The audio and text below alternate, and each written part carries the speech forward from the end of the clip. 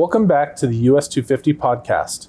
We ended episode 3 after the attack at Pickawillany.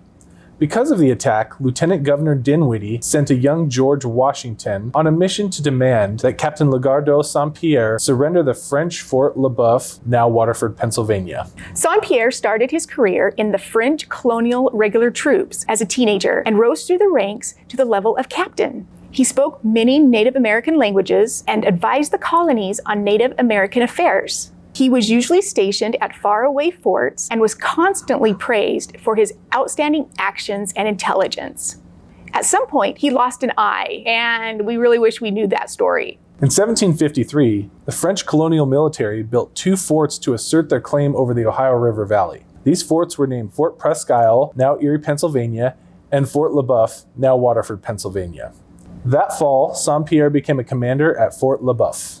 Just a week after he had arrived, a young Virginian came through the snow to the fort. It was George Washington. When Washington met Saint-Pierre, he was impressed. Washington wrote that Saint-Pierre was an elderly gentleman and has much the air of a soldier. He delivered a letter from the governor of Virginia, Robert Dinwiddie. He stated the British claimed the Ohio River Valley and demanded the French leave the area. Saint-Pierre said he would forward the letter to the governor of New France.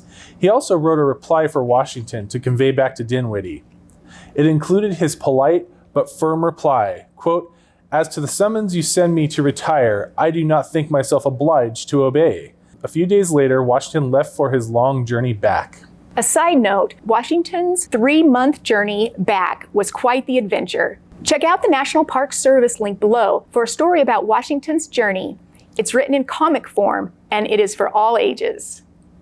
When Washington got back and relayed Saint-Pierre's refusal to leave the area, Dinwiddie again enlisted George Washington, now a lieutenant colonel, to lead a force of about 150 men. The goal was to take Fort Duquesne. The location of Fort Duquesne was of great strategic importance, as it sat on the junction of the Ohio, Monongahela, and Allegheny rivers, which are known as the Forks in modern-day Pittsburgh. On May 24, 1754, Washington's force reached Great Meadows, an open marshy area about 60 miles southeast of the Forks, near present-day Farmington, Pennsylvania, and set up camp.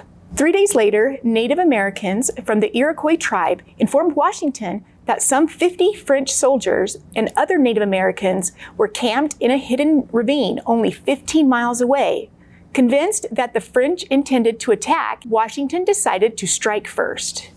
This action became known as the Battle of Jumonville Glen, which was the opening battle of the French and Indian War and the first combat action for George Washington. The battle was fought in an area southeast of present-day Uniontown, Pennsylvania, southeast of Pittsburgh.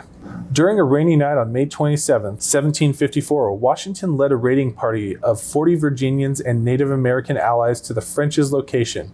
At dawn, they moved into the position around the glen. A shot was fired. The French, led by Joseph Coulon de Jumonville, claimed they were a diplomatic corps, not military, but they did return musket fire for 15 minutes before surrender.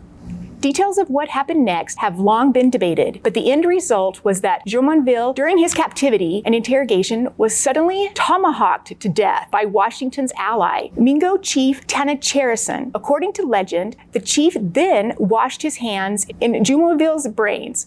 The rash attack spurred the other Native Americans to follow suit, whereupon 9 additional captive French soldiers were scalped before a stunned Washington could intervene and stop the massacre. One Frenchman escaped and informed the others back at Fort Duquesne.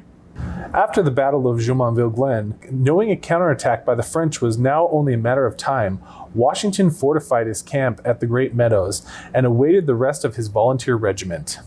When the last companies of the Virginia Regiment arrived on June 9th, Washington learned that the regiment's colonel had died en route and that he was now the commander of the regiment's 293 officers. Washington put his men to work building a small log palisade at Great Meadows with a low trench and earth berm around the perimeter, which he christened Fort Necessity.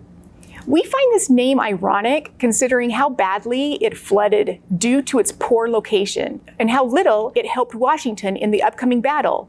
Reinforcements arrived when South Carolina's Provincial Independent Company marched in with another 100 men, bringing Washington's army up to just short of 400 fighters. After the survivors' report of the slaughter at the Battle of Jumonville, the French began to portray Washington as a war criminal and prepared for attack. This outrage helped spur the July 3rd attack on Washington at the Battle of Fort Necessity.